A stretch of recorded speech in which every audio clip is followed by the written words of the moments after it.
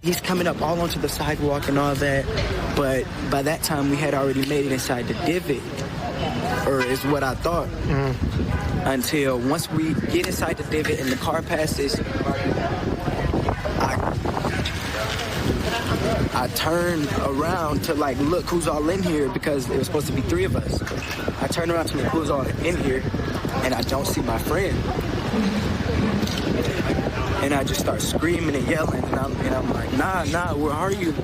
And I turn and I look in the street, and her right leg is flipped like horror movie style over her back, and it's just blood. Guys, I wish I could say Happy New Year. Unfortunately, this is a very awkward and horrendous start of the year because I'm sure you guys already know out there on Bourbon Street, we had this massacre in New Orleans, Louisiana. So for those who don't know, fact about the Black anomaly is that I was actually born out in New Orleans, Louisiana.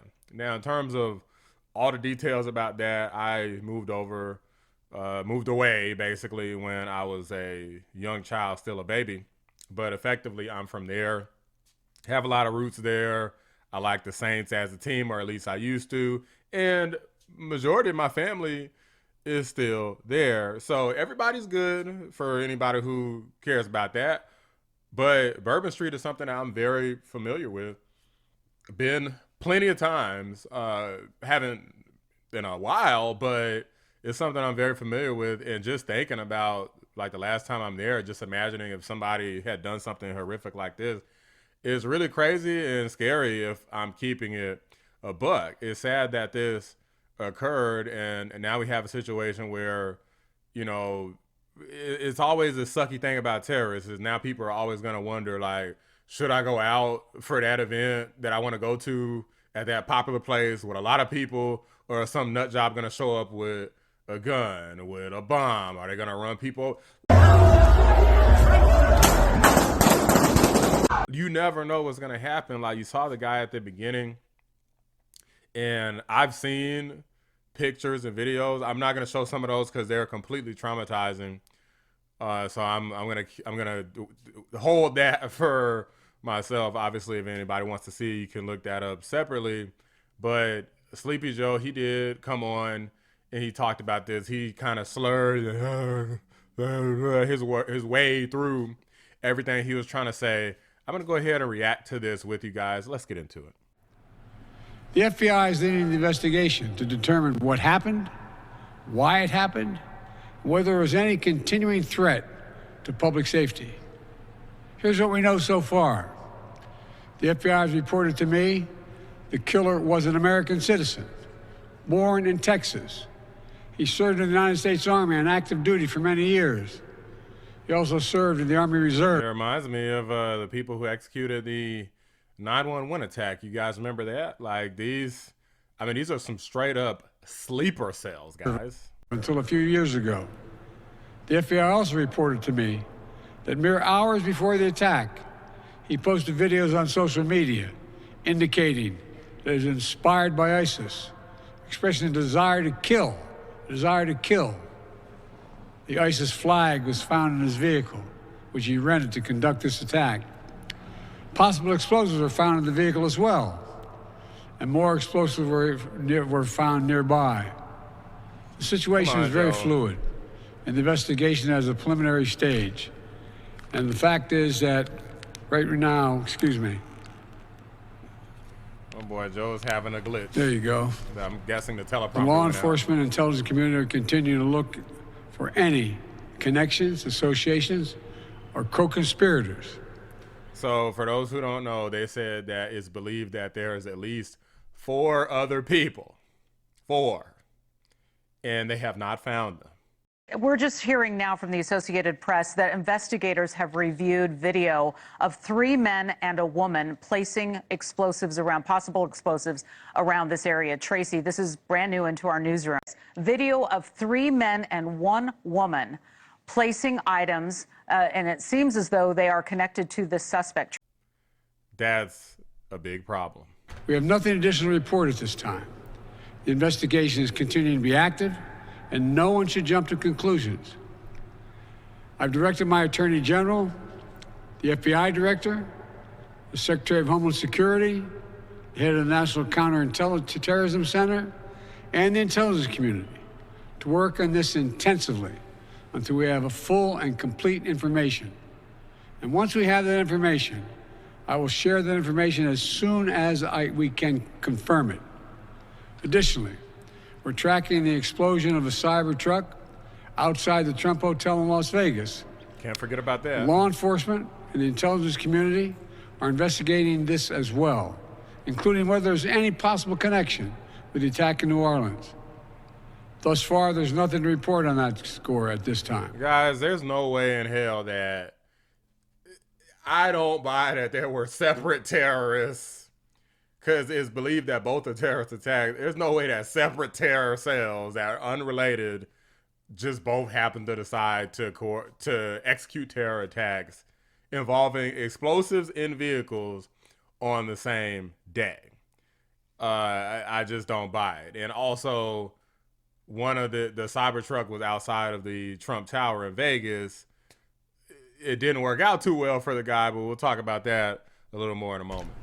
I directed my team to make sure every resource is made available to federal, state, and local law enforcement to complete the investigation in New Orleans quickly and to make sure there's no remaining threat to the American people. And we'll support the people of New Orleans as they begin the hard work of healing.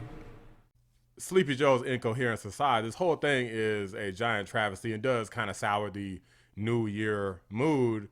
But what's also saddening is the fact that it took so long to call this a terrorist attack. This is not a terrorist event. What it is right now is their improvised explosive devices that was found. What?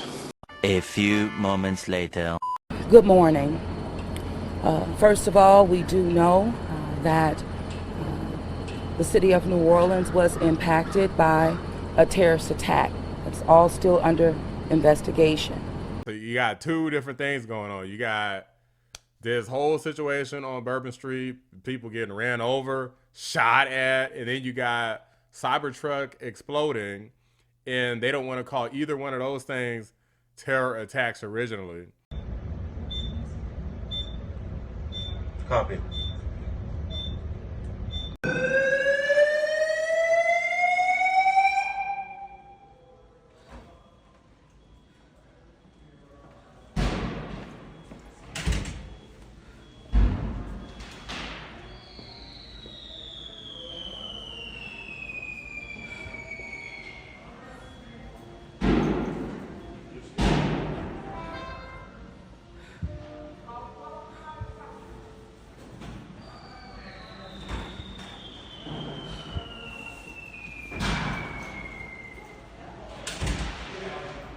The battery blew, I think. Fool, slap yourself 3 times. Oh! Just a vehicle fire. And so there's going to be a drone video that plays to my left again. You'll see as the fire initially, they covered it with the tarp to try to get it to go out. Once the fire went out through the suppression efforts of the fire department, you'll see some of the evidence in the back of the vehicle. So those are gasoline canisters. They are camp fuel canisters and large firework mortars. What I also would like you to pay attention to on that video, as you see that, it looks like the exterior of that truck is completely intact as it sits there. The fact that this was a cyber truck really limited the damage that occurred inside of the valet because it had most of the blast go up through the truck and out. In fact, if you look on that video, you'll see that the front glass doors at the Trump Hotel were not even broken by that blast, which they were parked directly in front of. You can see that in the video there.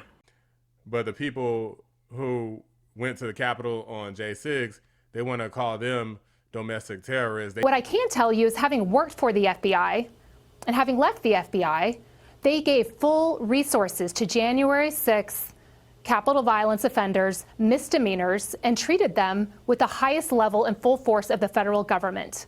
And I sat there and watched that occur, and I sat and I said, you know, there's got to be some very serious terrorist activity going on behind the scenes. I sure hope that the FBI is allocating those resources towards something like this. And again, I cannot say that there's a clear, link, but what I am saying is that the Americans do deserve full transparency. The FBI does deserve to have time to conduct a full investigation, but this is what we need to be focusing on, and we cannot say, January 6th Capitol violence, it is still on the homepage of the FBI's website almost 4 years later.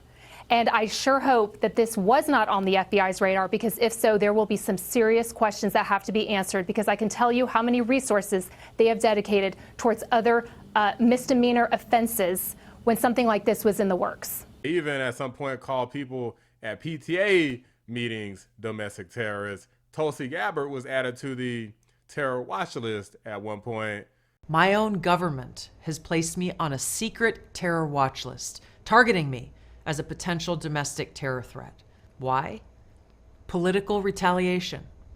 I spoke out about how dangerous Kamala Harris would be to our nation if she were to be elected as president, and why the American people should be very concerned. Now, just before boarding a flight on July 23rd, my husband and I were pulled aside for additional TSA screening.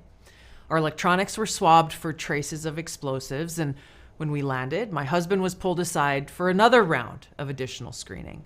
On the next several flights that we took, our boarding passes were marked with the Quad S, and we were subjected to in-depth searches by the TSA every single time, each time taking 30 to 45 minutes, every inch of our body patted down, every item in our carry-on searched and swabbed for explosive residue, and sometimes going through this all over again at the gate before being allowed to board the plane. Every time this happened, we were told by the TSA agent there, this is just a random selection. Now, that might have been believable if it had happened just once or twice, but 5, 6, 7, 8 times in a row, there's no way.